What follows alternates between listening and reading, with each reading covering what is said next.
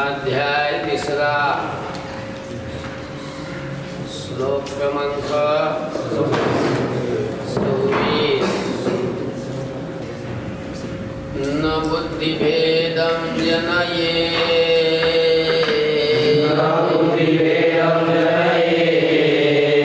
तज्ज्ञानां कर्मसंगिनां जोषयेत्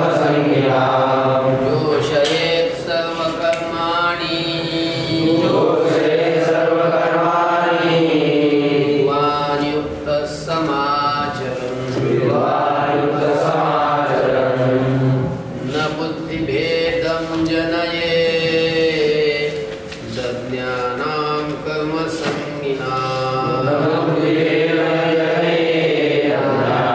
कर्मसंगिनां जोषयेत् सर्वकर्माणि विद्वान्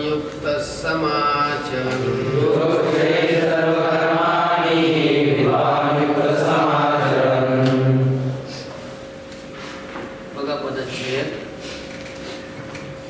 न बुद्धिभेदं जनयेत् अज्ञानां कर्मसंगिनां जोषयेत् सर्वकर्माणि विद्वान् युक्तः समाचरन् बघा कर्मसंगिनां अज्ञानां बुद्धिभेदं न जनयेत् तर ज्ञानी पुरुषांनी अज्ञानाचा बुद्धिभेद करू नये. म्हणजे ज्ञानी पुरुषाला कर्तव्य राहिलेलं नसतं, त्याची आत्मदृष्टी असते आणि आत्म्याला काही कुठलं कर्तव्य नसतं, कर्म नसतं. पण अज्ञानी पुरुषाला मात्र कर्म असतं आणि मग तो शास्त्राने सांगितलेल्या कर्मामध्ये अर्थात विहित कर्मामध्ये तो प्रवृत्त असतो. मग विहित कर्मामध्ये त्याची प्रवृत्ती असताना ज्ञानी पुरुषांनी त्याला त्या कर्मातून काय करू नये, दूर करू नये, प्रवृत्त करू नये. या श्लोकामध्ये सांगतात कर्मसंगीनां अज्ञानां, कर्माच्या ठिकाणी आसक्ती असणाऱ्या अज्ञानांचा. कळलं का? कर्मसंगीनां अज्ञानां, कर्मामध्ये आसक्ती असणाऱ्या अज्ञानी पुरुषांचा बुद्धिभेदं न जनयेत्, बुद्धिभेद करू नये, बुद्धिभेद उत्पन्न करू नये. काय करावं ज्ञानी पुरुषांनी? विद्वान पुरुषांनी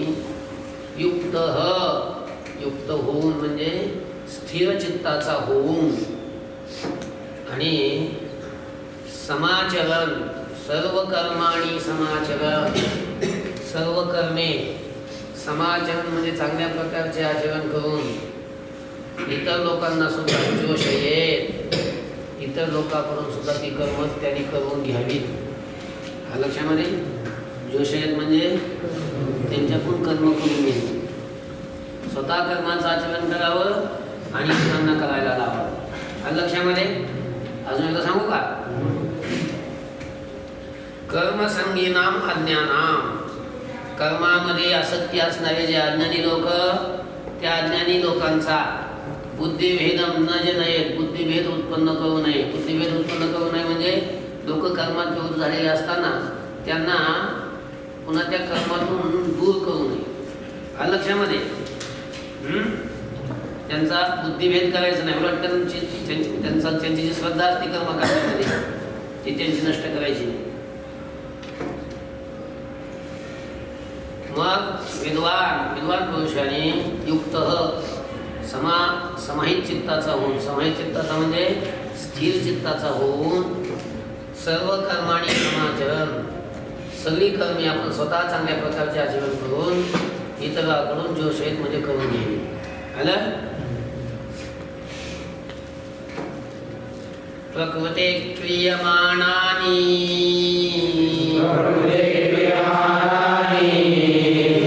कर्माणि सर्वशः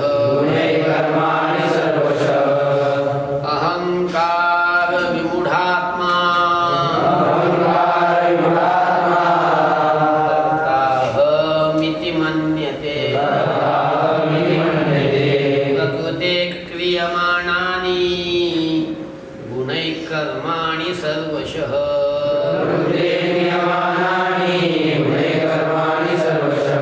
अहंकार विमूढात्मा कर्ताहमिति मन्यते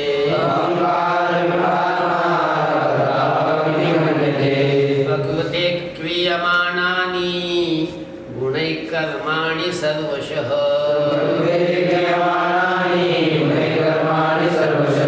अहंकार विमूढात्मा कर्ताहमिति मन्यते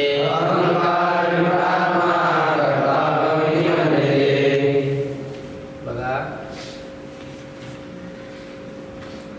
कर्माणि पदच्छेद व्हायला वाटते ना प्रकृते हे क्रियमाणानि गुणैः कर्माणि सर्वशः अहंकार विमूढात्मा कर्ता अहम इति मन्यते. कर्माणि म्हणजे सर्व कर्मे सर्वशः सर्व प्रकारांनी प्रकृतेः गुणैः क्रियमाणानि प्रकृतीच्या गुणाकडूनच केली जातात. इकडे बघा गुण प्रकृतीचे गुण कुणाचे प्रकृतीचे किती गुण आहेत 3 गुण आहेत. कोणते कोणते सत्व रज आणि तम. आणि या त्रिगुणापासूनच पंचभूताची उत्पत्ती झाली. म्हणजे पंचभूत ही त्रिगुणात्मकच आहे आणि पंचभूतापासून इंद्रियाची उत्पत्ती झाली. कोणाची उत्पत्ती झाली शरीरही आणि इंद्रियही पंचभूतापासूनच झालेली. पंचभूताचा कोणतं आहे की नाही किंवा त्रिगुणापासून झाले. देह त्रिगुणाचा बांध आहे ना त्रिगुणाचाच बांध आहे हा देह. देहातली इंद्रिय सुद्धा सगळे त्रिगुणात्मकच आहे. सत्वगुणापासून ज्ञानेंद्रियाची उत्पत्ती झाली रजगुणापासून कर्मेंद्रियाची उत्पत्ती झालेली आहे आणि मिलित सत्वगुणापासून अंतःकरणाची म्हणजेच मनाची उत्पत्ती झालेली आहे. लक्षामध्ये पण रजगुण त्याच्यात जास्त आहे जरा. आता बघा आता हे जे इंद्रिय आहेत हे गुणच आहेत. हे काय गुणच आहेत आणि इंद्रिय कर्म करत असतात. कर्म कोण करतात इंद्रिय करत असतात. परंतु अज्ञानी मनुष्य काय करतो माहिती आहे का केलेलं कर्म इंद्रियाने असतं तो म्हणतो मी केलं म्हणजे मी करताय म्हणतो. डोळे पाहत असतात हा म्हणतो मी पाहतो. कान ऐकत असतात हा म्हणतो मी ऐकतो आहे का नाही. वाणी बोलत असते हा म्हणतो मी बोलतो. हात घेत असतात म्हणतो मी दिलं म्हणतो मी घेतलं म्हणतो आहे का नाही. पाय चालत असतात मी चालतो म्हणत असतो. म्हणजे ह्या सर्व क्रिया ज्या असतात ह्या कोण करतात आणि इंद्रिय म्हणजे गुण. गुणापासून इंद्रिय निर्माण झाले ना. गुण गुण गुण कळतात तुम्हाला त्रिगुणात्मक शरीर आहे ना सगळे. म्हणजे सगळे इंद्रिय गुणात्मकच आहेत. गुणावून वेगळे थोडेच आहेत. जसं मातीपासून घट झाला म्हणजे घट त्या माती वेगळा असतो काय मातीचाच घट आहे ना. तसे इंद्रिय कशाचे गुणाचेच आहेत ना. म्हणून हे गुणाकडूनच सगळ्या क्रिया केल्या जातात. प्रकृतीचे जे गुण आहेत ते गुणापासून सर्व क्रिया केल्या जातात सगळी कर्म केली जातात.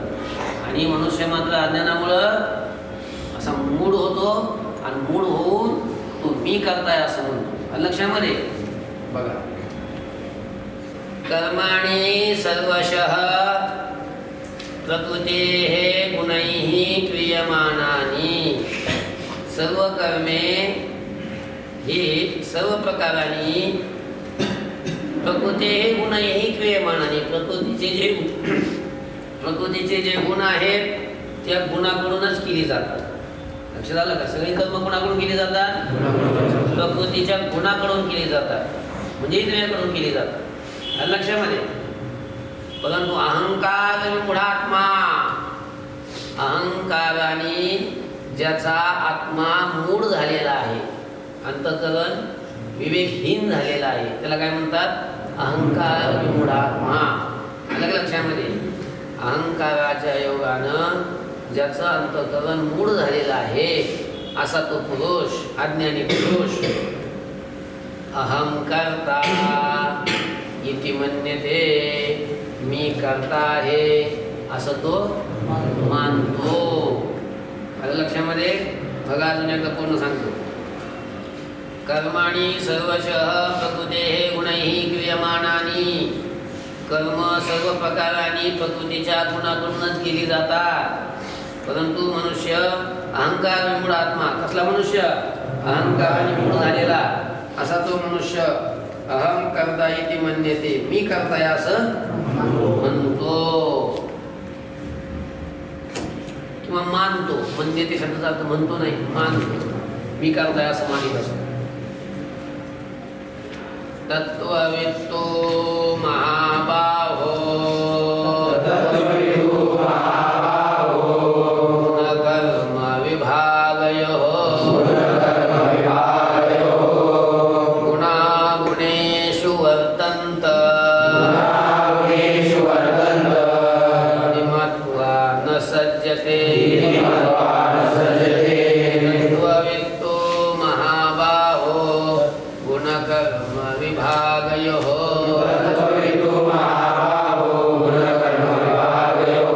गुणागुणेषु वर्तन्त इति मत्वा न सज्जते.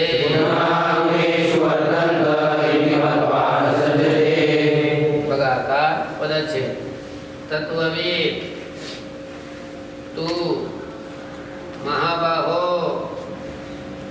गुणकर्म विभागयोः गुणाः गुणेषु वर्तन्ते इति मत्वा न सज्जते. आला का पदच्छेद?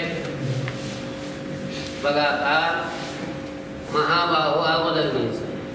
महाबाहो शब्दाचा अर्थ काय? मोठे हात असलेला. आणि अर्जुनाचे मोठे हात होते म्हणून भगवान अर्जुनाला काय म्हणतात? महाबाहो. हे महाबाहो, तू घ्या अगोदर, तू आहे ना, तू परंतु महाबाहो हे मोठे हात असलेले अर्जुना, गुणकर्म विभागयोः तत्त्वविद, गुण आणि कर्म यांच्या विभागाविषयी ज्ञानी असणारा. तत्त्वविद म्हणजे ज्ञानी असणारा जो पुरुष आहे, तत्वाला जाणणारा. तत्त्वविद म्हणजे काय? तत्वाला जाणणारा. कशाच्या तत्वाला जाणणारा? गुण आणि कर्माच्या विभागाला. गुण आणि कर्माच्या विभागाला जाणणारा जो तत्वज्ञानी आहे असा तो पुरुष गुणाः गुणेषु वर्तन्ते इति मत्वा न सज्जते. बघा ऐका, गुण आणि कर्म याचा विभाग ज्याला कळतो, गुण आणि कर्म म्हणजे होणारी कर्म आणि गुण आहे का नाही, याचा विभाग ज्यांना कळाला असे जे तत्वज्ञानी आहे ते पुरुष काय म्हणतात माहिती आहे का? त्यांचा समज असा असतो, गुणाः गुणेषु वर्तन्ते. गुणच गुणामध्ये काय होत असतात? वर्तन करत असतात. म्हणजे काय तुम्हाला समजलं का? इथं गुणाः शब्दाचा अर्थ इंद्रिय. इंद्रिय काय आहेत? गुणच आहेत ना. म्हणजे गुणाचंच कार्य आहेत ना, म्हणजे गुणच आहेत. गुणाचं कार्य म्हणजे काय? गुणच आहेत. म्हणजे इंद्रिय रूपी गुण गुणेषु वर्तन्ते. गुणेषु म्हणजे विषयेषु, विषय सुद्धा गुणच आहे. कारण कुठलाही पदार्थ हे गुणापासून झालेत ना. सगळे विषय कशापासून झाले? सगळी सृष्टी त्रिगुणात्मक आहे. त्रिगुणापासून सगळी सृष्टी निर्माण झालेली आहे. मस्त आहे का? म्हणजे त्याच्यात काही पदार्थ सात्विक आहेत, काही राजस आहेत, काही तामस आहेत. या तीन गुणांसोडून काय आहे काय जगात? काहीच नाही. म्हणून सगळे विषय हे सुद्धा गुणच आहेत आणि इंद्रिय सुद्धा काय आहेत? गुणच आहेत. आणि इंद्रिय विषयामध्ये प्रवृत्त होतात म्हणजे गुणच गुणामध्ये काय होतात? प्रवृत्त होतात. गुणच गुणामध्ये वर्तन करतात. अरे इंद्रिय विषय भोगतात म्हणजे गुणच गुणामध्ये चालले ना भोगायला. गुणाः गुणेषु वर्तन्ते. गुण म्हणजे इंद्रिय रूपी गुण, गुणेषु म्हणजे विषय रूपी गुणामध्ये वर्तन्ते म्हणजे वर्तन करतात, वावरतात. आहे का नाही? इति मत्वा अशा प्रकारचं मानून न सज्जते म्हणजे ज्ञानी पुरुष त्याच्यामध्ये काय होत नाहीत. तत्वाला जाणणारा तो पुरुष त्या विषयामध्ये काय होत नाही, आसक्त होत नाही. आणि या ज्या क्रिया होतात त्या क्रिया सुद्धा मी केल्या म्हणत नाही. क्रिया करणारे गुण आहेत, विषयामध्ये वर्तन करतात, आपला काय संबंध आहे, म्हणून तो त्याच्याला आसक्त होत नाही. बघा अजून एक श्लोक सांगतो सगळा.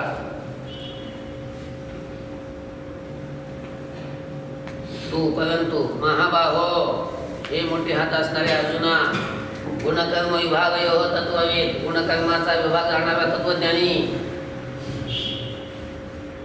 गुणाः गुणेषु वर्तन्ते इति मत्वा न सज्जते, गुणच गुणामध्ये वर्तन करतात असं मानून तो न सज्जते म्हणजे तो आसक्त होत नाही. प्रकृते गुणसमूढास सज्जन्ते गुणकर्मसु तान कृत्स्नविदो मंदान् नविन्न विचारये. प्रकृते गुणसमूढास सज्जन्ते गुणकर्मसु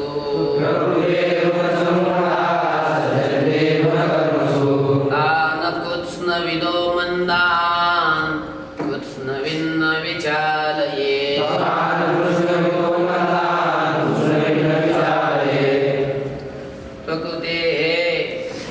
गुणसमूढाः सज्जन्ते गुणकर्मसु तान् अकृत्स्नविदः मंदान् कृत्स्नवित् न विचारयेत्. आता बघा, प्रकृतेः गुणसमूढाः, प्रकृतीच्या गुणामुळं जे मोहित झालेले, मूढ झालेले, समजतंय का? प्रकृतीचे गुण हे काय करतात, जीवाला मोहित करतात, मूढ बनवतात, लक्षामध्ये. मग असे प्रकृतीच्या गुणामुळं मूढ झालेले जे लोक आहेत ते गुणकर्मसु सज्जन्ते, गुणांच्या ठिकाणी आणि कर्माच्या ठिकाणी आसक्त होतात. म्हणजे विषयामध्ये आसक्त होतात आणि आपण केलेली जे कर्म असतात, क्रिया असतात, त्या कर्मामध्ये पण आसक्त होतात. हे मी केलं म्हणतात, मी केलं म्हणतात, मी केलं म्हणतात, अहंकार घेतात त्याचा. गुण आणि कर्मामध्ये ते काय होतात, आसक्त होतात. समजते का? कोण? ज्यांना प्रकृतीच्या गुणांनी मोहित केलेलं आहे, प्रकृतीच्या गुणामुळे जे मूढ बनलेले आहेत,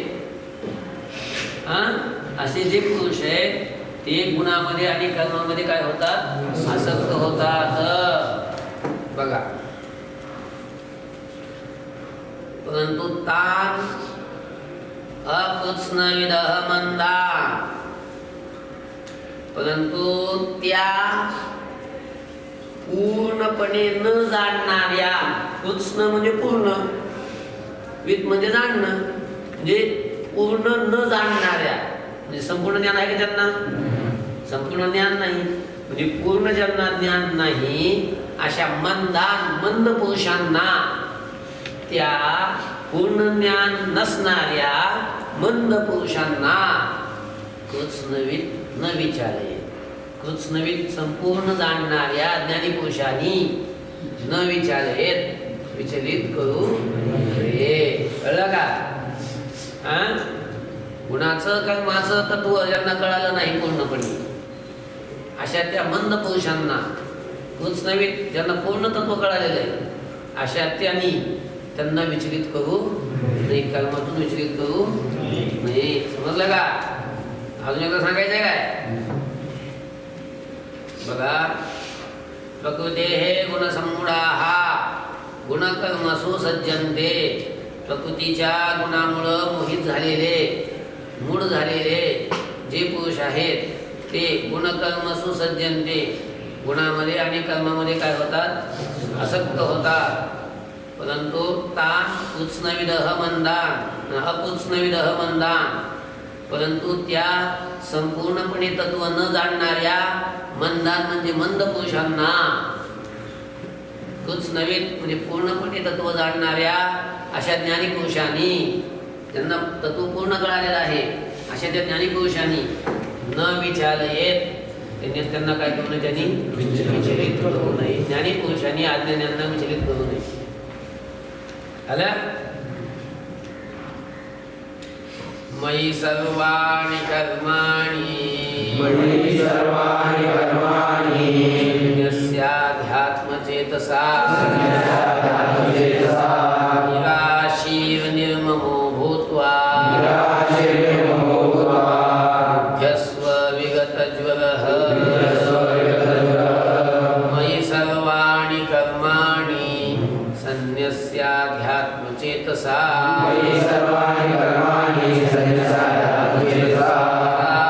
निर्ममो भूत्वा युध्यस्व विगतज्वरः. मयि सर्वाणि कर्माणि सन्न्यस्य अध्यात्मचेतसा निराशीः निर्ममः भूत्वा युध्यस्व विगतज्वरः. आलं का पदच्छेद? बघा, तर अध्यात्मचेतसा सर्वाणि कर्माणि मयि सन्न्यस्य असं घ्यायचं आम्ही. आलं का लक्षात? अध्यात्मचेतसा आत्मस्वरूपाच्या ठिकाणी स्थिर केलेल्या चित्ताने. अध्यात्मचेतसा म्हणजे काय? आत्मस्वरूपाच्या ठिकाणी स्थिर केलेलं जे चित्त, अशा चित्ताच्या द्वारा सर्वाणि कर्माणि मयि सन्न्यस्य सर्व कर्मे मला अर्पण करून, सर्वाणि कर्माणि सर्व प्रकारची कर्मे मयि सन्न्यस्य माझ्या ठिकाणी अर्पण करून निराशीः निर्ममः विगतज्वरः भूत्वा युध्यस्व. आशारहित होऊन, निर्ममः म्हणजे ममतारहित होऊन, आणि विगतज्वरः म्हणजे ज्वर रहित होऊन, म्हणजेच ज्वर शब्दाचा अर्थ ताप, दुःख, शोक, दुःख सगळ्या शोकांनी रहित होऊन युध्यस्व. तू काय कर? युद्ध कर. आलं का लक्षात?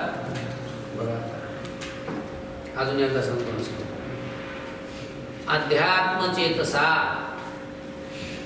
म्हणजे आत्मस्वरूपाच्या ठिकाणी स्थिर केलेल्या चित्ताने सर्वाणि कर्माणि मयि सन्न्यस्य सर्व प्रकारची कर्मे मला अर्पण करून निराशीही भूत्वा, भूत्वाला पाहिजे सगळी आशारहित होऊन. निराशी म्हणजे काय? आशारहित, निर्ममः ममतारहित, विगतज्वरः ज्वररहित म्हणजे दुःखरहित, शोकरहित, भूत्वा म्हणजे होऊन युध्यस्व. तू काय कर? ओम शांती शांती.